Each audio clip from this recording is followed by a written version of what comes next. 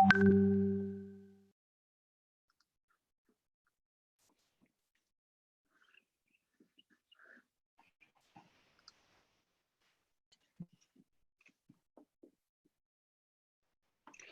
everyone, thanks for joining us today for what is truly a unique event in these unique times. I'm Pete Cabrinha, and I want to introduce you to one of kitesurfing's young legends.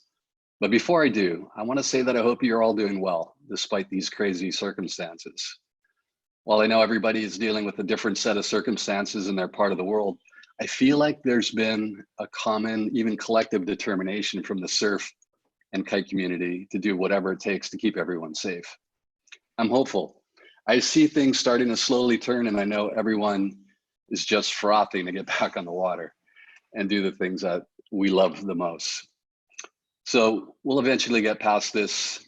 So in the meantime, look after each other, try to stay positive and healthy, and we'll see one another in the water very soon. Okay, with that said, on to the show. Today's special guest is none other than the world's frontrunner in high performance kite surfing, the 4-time champ, the man who makes surfing with or without a kite look incredibly effortless, Keahi de Aboitiz. A little background on Keahi. Keahi's 27 years old from Noosa, Australia, with some family roots in Kailua, Hawaii. Keahi started surfing at the age of 5, started kiting at the age of 11, got nationally sponsored by Cabrinha at 14. And when he turned 18, we signed him onto the Cabrinha international team. That was around 2011. Right away, things got started with him on the world scene. World kite surfing titles followed in 2012, 2013, 2014, and 2015. Then an unexpected Wave of the Winner nomination in 2016 for this crazy backdoor pipe barrel showed everyone that Keahi's a world-class surfer on any type of board or craft. I could go on, but this all leads us here today. Keahi's been working on a personal project with a tight team, including his partner, Muna White, that he's going to share with you today. So without further ado, ladies and gentlemen, Keahi de Aboitiz. Keahi, you want to take it away? Hey guys.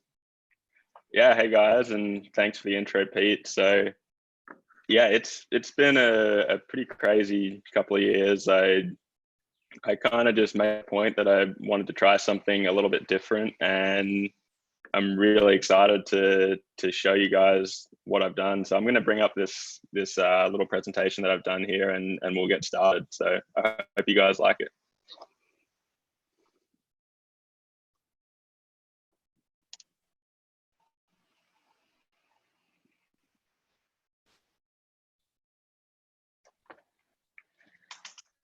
All right, yeah, so really excited just to talk about what I've been working on over the last couple of years with the new age of social media. I feel like there's been a little bit of a lack of high quality wave kite surfing films, and it's something that I've always wanted to do, was to make a full length film to really show the full potential of kite surfing and how well it actually complements surfing. For me, I remember that was always kind of one thing that I love so much about kiting, is it's a way to basically just go and have fun, and no matter the conditions, you're going to have fun. It's been pretty epic to watch that idea come to life over the last couple of years. We're actually just putting the final touches on the film, and we'll be releasing it in June. So yeah, really hope you guys like it. Before we go into some of the trips, I just wanted to talk a little bit about myself and how we got there. Pete gave me a pretty good intro as well, so I'll run through it again, but yeah, I hope you guys like it. Yeah, so this is kind of a little bit of a background on myself. As some people might know, I grew up in a little town called Noosa. It's on the east coast of Australia. It's kind of famous for waves, but generally mellower waves. We're known for some pretty fun, more kind of longboarding point break waves. And then when we do get those magic swells, those big cyclone swells, that's when it really turns on. And I mean, you've probably seen some of the footage. You will see a little bit of that in here. but those days are rare, and that's got into such a diverse range of sports. My dad was pretty good in the way that he got me into everything that I do. He got me into longboarding, surfing, kite surfing, SUP. I started surfing when I was 5, and yeah, got into kite surfing properly when I was 11. I think just kind of doing everything just made me spend so much time on the water, and kind of just kept that stoke alive, which is something I really came to love. I think I kind of got into competing pretty early. I remember starting doing the longboard competitions. We have a big competition in Australia every year, or in Noosa, the Noosa Festival of Surfing, and that's super young longboarding. I remember doing that when I was 11, 12, 13, and I think it kind of got me excited on competitions, and from there it kind of just was the natural progression to get into kite surfing events. And yeah, I think I just kind of grew up moving through that. I had some really good results nationally in Australia. I won a couple freestyle national titles, a couple wave titles, and yeah, it's just been kind of fun to transition a little further into that.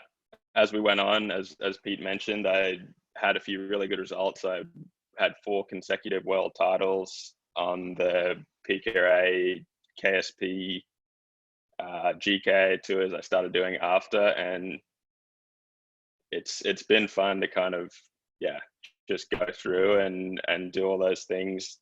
The one thing that I kind of, I guess, just started to get a little bit more tired of all the traveling associated with the contest. It was a long journey to kind of get to some of those events, and it's always really fun to do them and be competing in those conditions. But with all that time spent and all the money spent, it just felt nice to try and take a little bit of a new direction, and that's kind of what I wanted to do with this.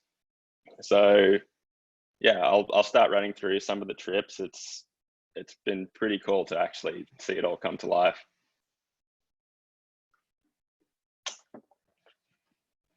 So pretty much, I'd say end of 2018 was when I felt the real desire to do something a little bit different.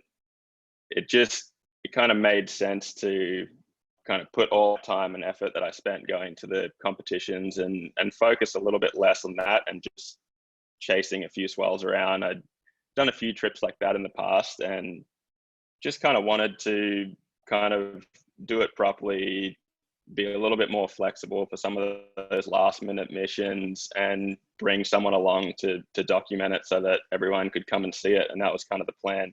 I made a point to try and go to a few places that I'd never been, and maybe places that people have never kited before. And it's always a little bit tricky with some of those trips, but yeah, when it comes together and you score those perfect sessions, it's pretty unbelievable. And I'm stoked we got to do just that. So yeah, I think kind of a lot of the guys who surf will be pretty familiar with this concept, but basically the idea was just to have a free schedule, to be able to kind of drop everything and go and see a swell and chase it. And generally there are a lot more last minute trips. You're kind of seeing a swell coming usually a week out, and then things don't really become certain until it's probably 3 to 5 days out. So it's always a little bit of a gamble, and trying to put all the pieces in play is a little bit of a mission. But when it does work out and it all comes together, it's a pretty amazing feeling. So what I'll do now is I'm just going to run through some of the sessions that I've scored. I think some of you might have seen little bits and pieces of this. It won't be too much of what's in the movie, but it's just kind of a little taste of some of the B-roll, some of the stuff that didn't make the cut. And I'm pretty excited for you guys to just kind of get a taste of what actually went down.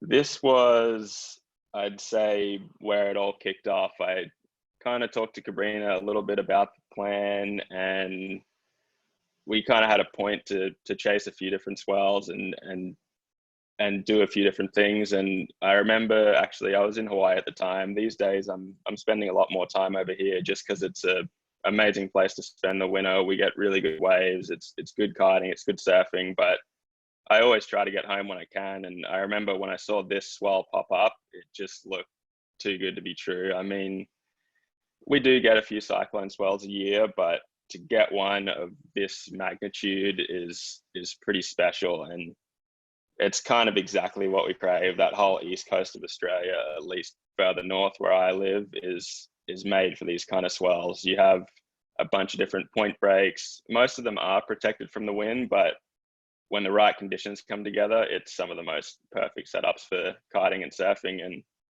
it's special to kind of see those places on their day.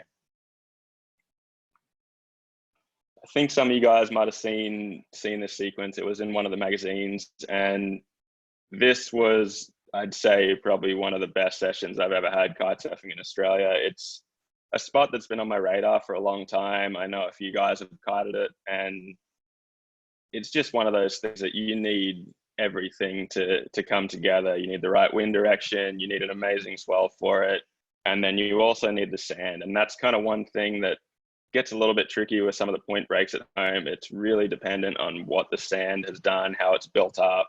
Every swell might be slightly different, and I had a feeling it could be good, but yeah, it was insane to see it that good. And it's kind of tricky, these kind of places. I remember this day there was, I think, about 25 jet skis out, which made it a little tricky to find a wave. But yeah, I'm stoked to find a few. And I don't know, I think the sand kind of disappeared a little bit right after the swell, and it might have come back a little bit, but it's crazy just to see how quick some of those things can come and go.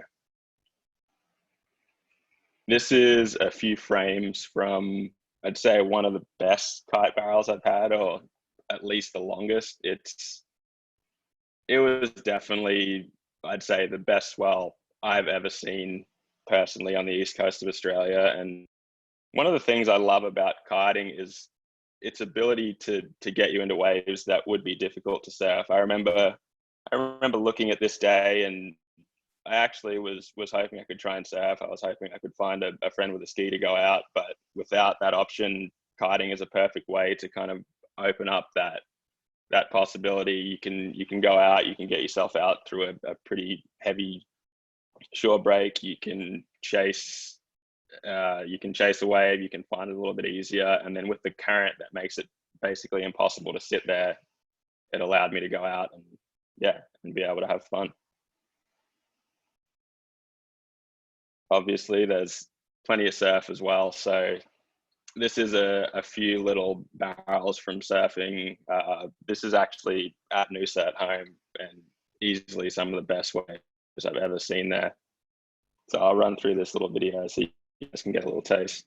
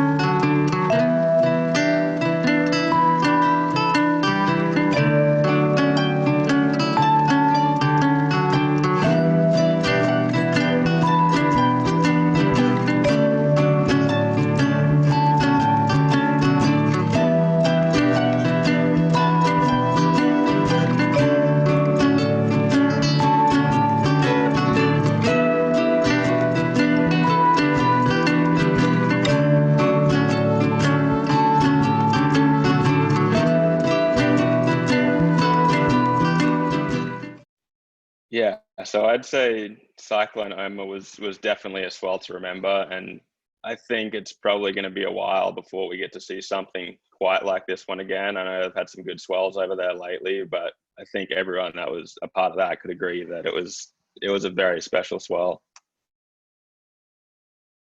And then Hey, Keahi, we got some questions here. I'm wondering if you can answer them. I got a question from Laurent. He's asking, how do you manage waves with light wind?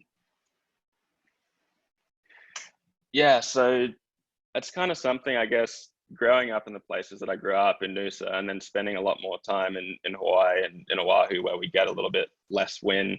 It's something that I've just kind of learned to get a little bit better with. It's the biggest thing is just it's all in kite control. It's a little bit in terms of riding boards. When you're riding a little bit bigger of a surfboard, you actually don't need to go as fast. And I think that's one thing that the biggest thing that I see people make the mistake of is they're trying to go way too fast. They're just trying to get to that point where they can have their kite balanced in that one position, when you're actually better off going a little bit slower, focusing on pointing a little bit higher upwind, bring your feet forward on the board. So when I'm riding upwind as well, I'm having my back foot well in front of the pad.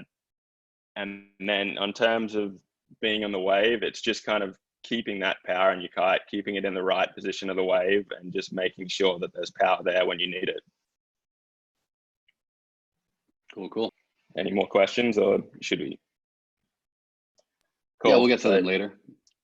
Carry on. So yeah, I'll move on to the next section. This is a little bit about Fiji. So over the last few years, I've actually started spending a lot of time over there. For me, it's really nice. From Australia, it's a really quick flight. It's warm, it's beautiful. It's a good way to escape the Australian winter, although it's not too bad, the winter where I am in Australia. But yeah, when you get over there and you get the right swells, it's home to some of the best surf and kite setups in the world. This is a frame from, I think it's from Cloudbreak actually, on a bigger swell. And it's, yeah, I've kind of, after doing a few trips, I made it a point that I wanted to get back there and do a proper trip, bring someone to film, bring someone to document it so I could bring you guys along. And it is a pretty hard place to document properly. The logistics make it really difficult. Everything is a little far offshore. Also, just in terms of boat launching, getting out there, it is tricky to do, but when it does come together, it's one of the best waves in the world. This is a frame from a pretty special day at Cloudbreak, and I'd say it's given me some of the best kite surfing barrels I've had in my life out there. Just the way the reef becomes exposed on lower tides, it just means that the wind passes over that dry land and the wave itself stays really clean. It's hard to tell in this photo, but it's actually pretty windy, and I'm riding at 8 meter in this shot.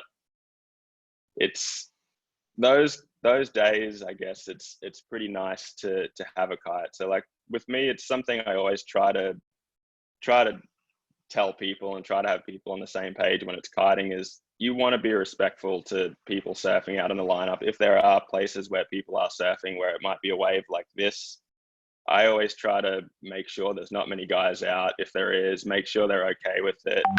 And the good thing is you can kind of find those sessions. You can do it in a way that is respectful. The one thing I like about Cloudbreak at this size, it's a pretty tricky size to surf where it is washing through a lot. You can't really sit there, and having a kite actually allows me to be able to be in the right spot and pick these waves off. And I think this day there was just a couple guys out, and it was amazing to share waves like that with just a couple people.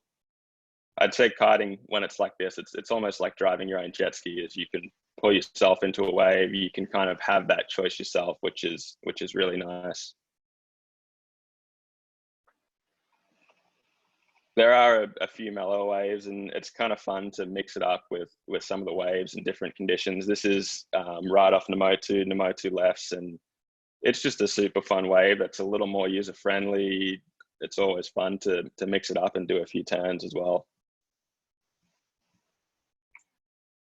Yeah, funnily enough, I've actually had, I'd say, some of my better barrels out there on a SUP, and I think that kind of comes down to a little bit of just about the way that Cloudbreak is on those bigger days. It's a little bit hard to position yourself just because you get a lot of wash throughs. You're kind of playing a constant game of cat and mouse, dodging the cleanup sets, and when you do get a wave out there, it's pretty easy to fit anything inside those barrels. And it's funny, but yeah, I've had some really good waves out there on the sub. It's pretty nice just having all the different options as well. And although conditions are always changing, if you do kite surf, foil surf, or sup, it's impossible to have a bad time in a place like that. And it's just somewhere I think I'll continue to spend a lot of time in. Same thing, just so much variety over there. You've got perfect barrels, you've got mellow down the line waves, and then some really fun setups for onshore airs and just kind of everything to keep you busy. This is probably my most recent trip there, where a lot of the footage in the movie came from. It was kind of a scary one, actually. We pulled the trigger and didn't really know kind of how SWELL was going to be. The forecast changed a lot, and luckily it all came together in the end. We had enough wind to make it work, and I ended up scoring a perfect day out there, solo, by myself, perfect barrels. And that's kind of the stressful thing with some of these trips, is just kind of not knowing what you're going to get. But when it does come together, it's just so much more rewarding to score it like that. Yeah, I got a question for you. Would you prefer backside barrels or frontside barrels with a kite? I think as much as I do like backside barrels, it'd be wrong if I said I didn't like frontside barrels more. It's just one of those things that it seems like a lot of the better waves in the world are left. So I just kind of made a point to get good at it and get better at it. And it's a different feeling for sure. It's fun once you do figure it out. And I guess having that surfing background, I kind of really enjoyed learning to ride backside more kiting. And although it's trickier, it is really rewarding when you do figure it out. And this is a little video. It's definitely not some of the best stuff we scored, but it's some really fun waves that we had just out front off the island. And I can't wait to show you the rest later once the movie comes out.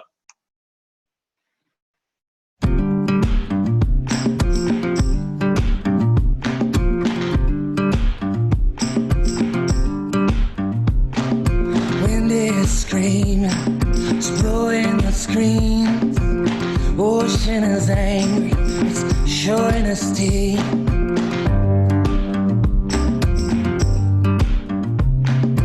I'm drinking whiskey, I can't sleep. Dancing with demons, they're kicking my feet. But I've been down in this valley so long, don't know what's up.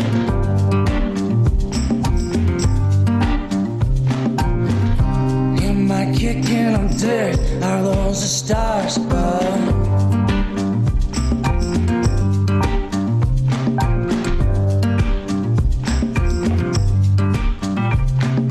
Old tree is shaking its leaves. Dogs in the alley, they're howling at me. But I've been down in this valley so long, don't know what's up.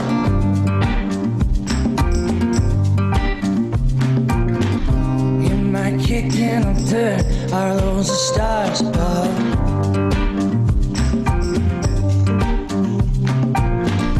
I've been down in this valley so long, it's cold as fuck.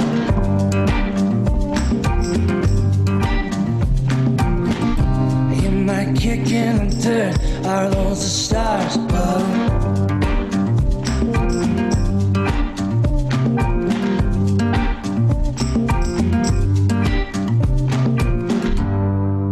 Yeah, so it's a pretty special place in terms of just having so many different options over there, and I really can't wait to show you guys some of the better stuff we scored as well. This is just, wrapping up an epic week on Namotu Island. In terms of places to stay, it doesn't get much better than a tiny little island in the middle of the Pacific. And hopefully, once this is all over, I can get back and spend a little bit more time there. Yeah, so this next one is, I'd say this is somewhere that's been on my bucket list for a really long time. And I think a lot of people might be familiar with the area or have at least seen videos of it. it truly is one of the wonders of the world in surfing. It does take a big swell for it to get good, but when conditions are right and it turns on, yeah, it turns into a 3 kilometer long barreling left point, and it does actually get a little more windy than you'd think. It's a pretty amazing place in terms of just it's sandy, it's cold, but it's full of life. You've got a lot of seals, jackals on the beach, and it's pretty crazy actually just to see kind of some of those different landscapes over there. It is a bit of a mission to get there, but when you do see those lines wrapping around the point at the end, it's all worth it. And one good wave at this place will make it worth it. It's kind of, yeah, so Skeleton Bay, I wasn't really too sure what to expect when it came to kiting this wave. I had a few friends that had a go and kind of got mixed reports in terms of how it went, just because it's such a fast wave and trying to get it to line up with that right wind angle, it makes it pretty hard. And I think it's definitely it's a pretty technical wave to ride. It takes a little bit to figure it out. The wave is moving so much faster than typical waves, but just having something solid like the drifter made it so much easier to deal with. And although it was a little tricky, I'd say it was one of the best sessions I've ever had in my life that day. We got a question about the drifter. This one from Juan Braga. He's just asking like what makes the drifter so special for surfing. Yeah, so I think one of the things that makes the drifter so well is just it's an easy kite to fly. I think that's the main thing that I've come to love about it. It may not be as fast as some of the other kites on the market, but it's extremely stable. It's extremely forgiving in gusty winds and kind of holy winds and whatever things throw at you. So I think it's just something that I can rely on no matter the conditions. You don't have to think about flying the kite as much, and it does exactly what it says it does. It drifts, it just flows down the line, and it's gotten me into some of the best waves I've had in my life, even surfing or kiting. So it's nice to have something that solid that you can rely on.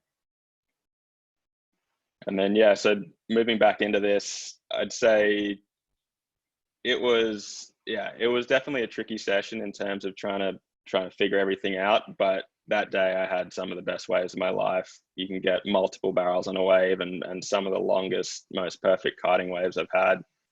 And it's just a nice way to save those super long marathon walks back up the point, because I think I spent about 12 hours in my wetsuit that day. And I don't know if I could have finished the day just surfing, because it's a marathon. It's a long day. And I mean, standing there on the beach and watching those waves run down the point, it's hard not to get out there and be a part of it.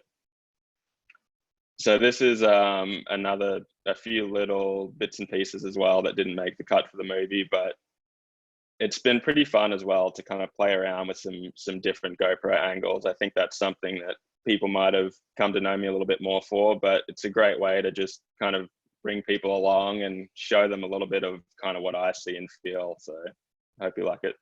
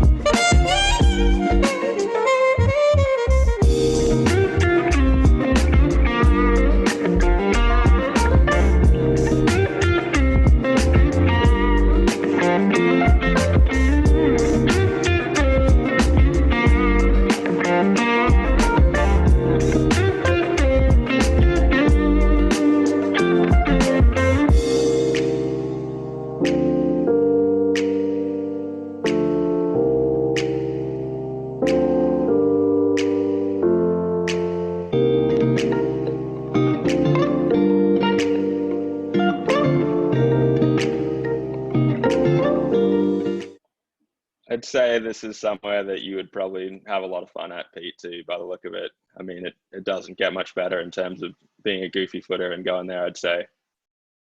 Sign me up.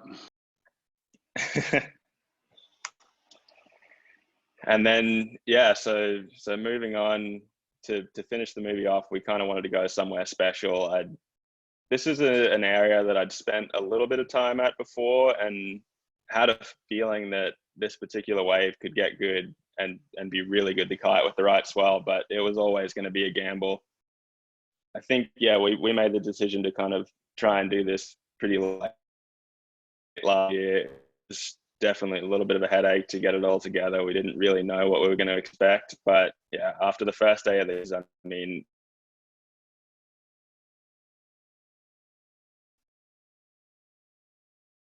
one of the best trips of my life. There's a few pretty gnarly drops out there.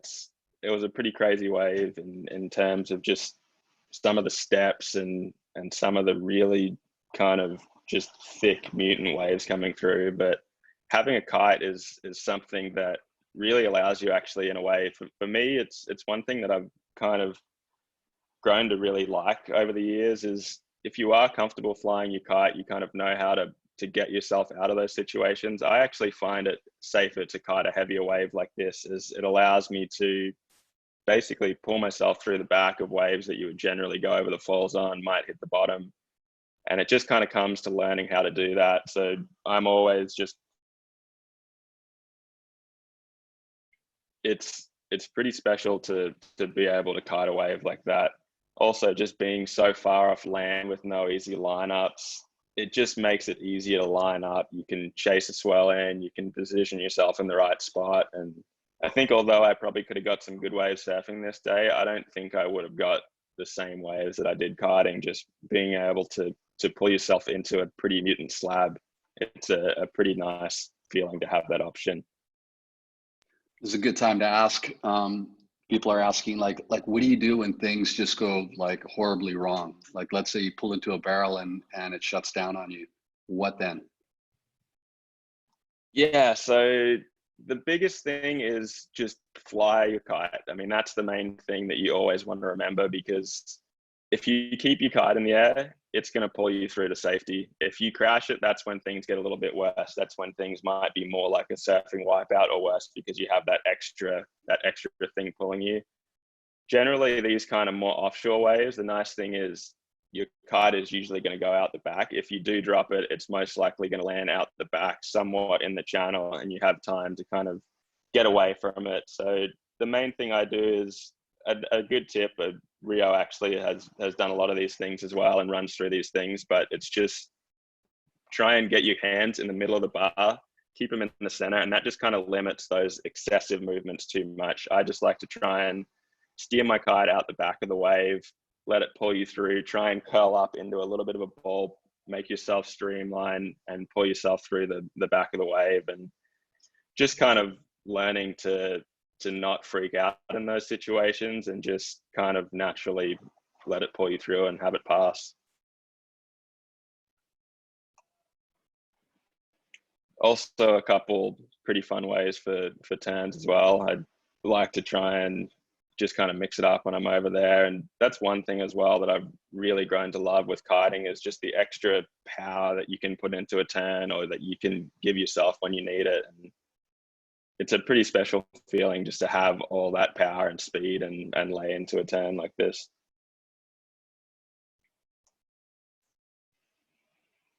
Another fun little spot that's a pretty special stretch of sand, and yeah, looking forward to showing you guys what else we scored in the movie. But yeah, this session I'd say was probably the best kite session of my life, with more barrels than I can remember. Actually, it was a really special day, and I can't wait to show some of these GoPro clips as well. And it's been really fun to kind of experiment with some of these different angles and the mouth mount stuff is obviously just the best way to show you guys what I see. And then the line mount stuff has been really cool, and kind of, it's essentially like having a fisheye photographer traveling down the line with you, which is pretty fun to play around with.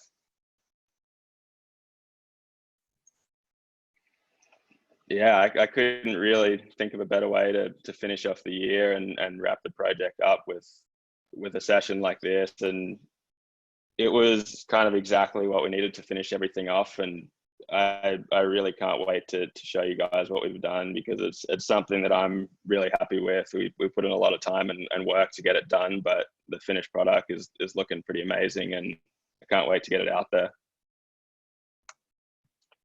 So yeah, thanks for watching, and it's been a pretty amazing couple of years.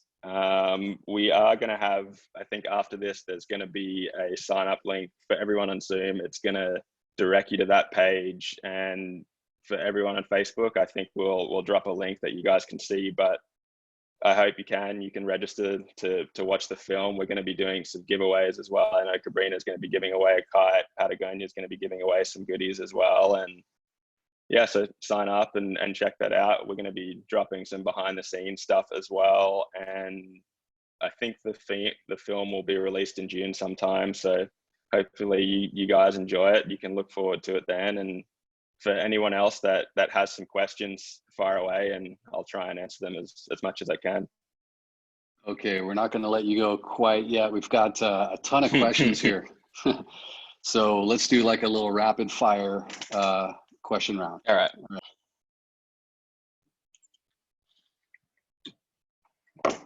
Yeah. One sec. Okay. First question. Do you prefer the 5'7" or the 5'9" S-quad? So for me, I guess I'm a little bit bigger. I weigh about 80 kilos, and I always preferred the 5'9". The 5'7" is just a little bit on the small side. I'm also riding a lot more in lighter winds or gustier winds, where having that extra volume is really nice, because it just kind of helps you get through those dead spots in the wind. And then also in bigger waves, having something with a little bit longer of a rail line is pretty nice. And I'd say the volume for me is right on the 5'9". Are you always strapless? Pretty much. I'd say, yeah, I'm strapless basically all the time. In bigger surf, so I've been wanting to do it for a little while, but I'd like to get over to Jaws and try and have a session sometime. And I'd say that's somewhere that I'm 100% going to ride straps. For everything else, I do really like having the freedom of being able to move my feet around, coming from a strong surfing background. And actually, if you look at some of the footage of me riding, the amount that I move my feet, it's pretty crazy. I mean, I surprise myself, and it's nice having that option, especially in smaller waves. It kind of helps you generate more speed and power when you need it. So I've kind of just gotten used to that, and yeah, I like it for pretty much every situation, unless it's really big. Cool. Someone's asking, what would be a good spot for the ones that are just getting started with kite surfing in surf? I would say just trying to find somewhere a little more mellow and forgiving. I know Muna just did a little post on this, and she spent a little bit of time over in Cabarete. I heard it's a great place just for kind of getting into some small, mellow onshore surf. Although onshore waves can be a little bit tricky in terms of kind of learning the kite control, it's something that if you do learn how to ride in that direction, it'll make everything else a lot easier. And then I'd say Mauritius is a nice place that's got a good mix of everything. You've got some mellow kind of side onshore surf, you've got some bigger side shore stuff, and then obviously you've got places like One Eye, which are a lot more intense, some real waves, and it's a good place to kind of just get a mix of everything and build your way up to getting used to riding in the waves. Right on. Speaking of which, Simon Leopold saying that out in Naarlu, you probably know, there's a 1.5 kilometer left, and that place barrels insane.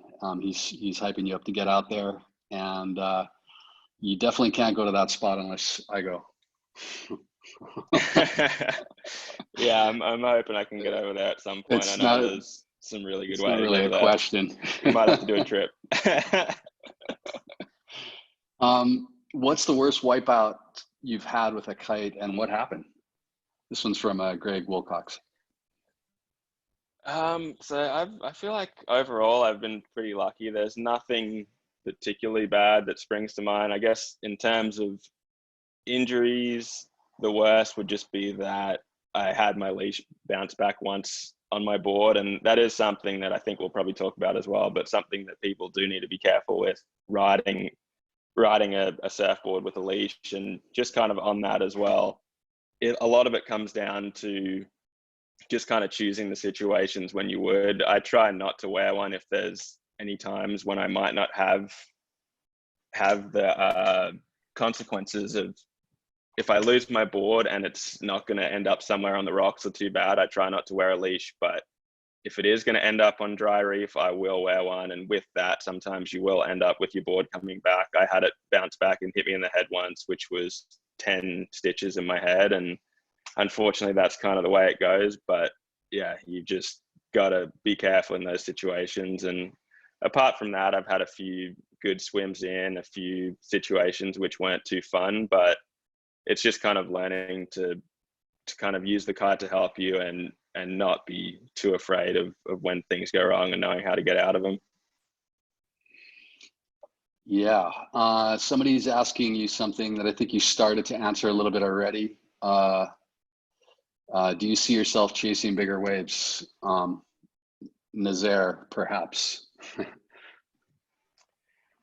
Yeah, I'd say I'd like to try and chase some big waves. I'll probably start with something a little bit closer, like Jaws as well. I've spent a little bit of time in Fiji, a pretty big cloud break as well, but I'd love to get over to Jaws and do that properly. Guys like Patry and Jesse have been making that look really good, and I think really pushing the limits of what's possible and showing kind of what can be done with the right conditions and the right gear as well. Yeah, here's a good one. Do you ever run shorter lines? Yes, so I actually never really like shorter lines. I think a lot of it comes down to the conditions as well. I think if it's really consistent wind, clean wind, which is a little bit rare sometimes in the waves, just because it might be a little more side offshore, at least at some of the spots that I kite. But having those shorter lines will make your kite a lot twitchier and kind of naturally wants to like jerk around in the window a little bit more. So I'd say I pretty much run standard lines all the time. I've actually gone with longer lines sometimes as well in more onshore conditions or places that are really gusty or lighter conditions where you want a longer power stroke. I started playing around with 26-meter lines, which was actually pretty nice. In Morocco, I used it a little bit, and it's a little bit of a different feeling, but it just kind of gives you a little bit more time with your kite flying through the window in onshore conditions, which is nice. All right. Well, here's a good one that's kind of related to what you just did all last year, chasing swells. You mentioned that you take a chance, you look at the forecast, and you book a ticket based on a good forecast. So what forecasting site do you use, and is it pretty accurate worldwide? I'd say I spend a lot of time looking at wind gear. It's just kind of, for me, it's something that I've gotten comfortable kind of looking at the numbers, and it kind of makes sense, and they have a pretty good forecast for everywhere. I look at Magic Seaweed a little bit too. It's nice because it kind of shows you all the different models. You can see the blobs on a map moving around, and then it also has some pretty good spot forecasts for everywhere. And it does take a little bit to kind of figure that all out, and obviously it's not a perfect science. Everything's not going to be exactly like it says, but it definitely gives you a pretty good indication. You might not always score what you're hoping, but it's a great way to kind of start. And if you kind of look at a few different forecasts as well, it seems to line up. Windy is good as well. As I've started using that a lot more, especially places like the Marshall Islands, which are a little bit harder to see. It's a good way to kind of see some of those more out there spots. Awesome. Well, Keahi, thanks so much, man. I think that's just about it. Really appreciate it. And all of us are really looking forward to seeing this this film. So until then, stay safe, everybody, and hope to see you all on the water at some time soon. And really big thanks, Keahi, for sharing. Yeah, thanks for having me. I hope everyone enjoyed what we're able to bring to you here today, and I really can't wait to show you the finished product. It's something I'm really proud of, and it's been an amazing couple of years, and yeah, I hope you guys all like it. Thanks for watching. Awesome. Thanks, buddy. See y'all later. All right, cheers.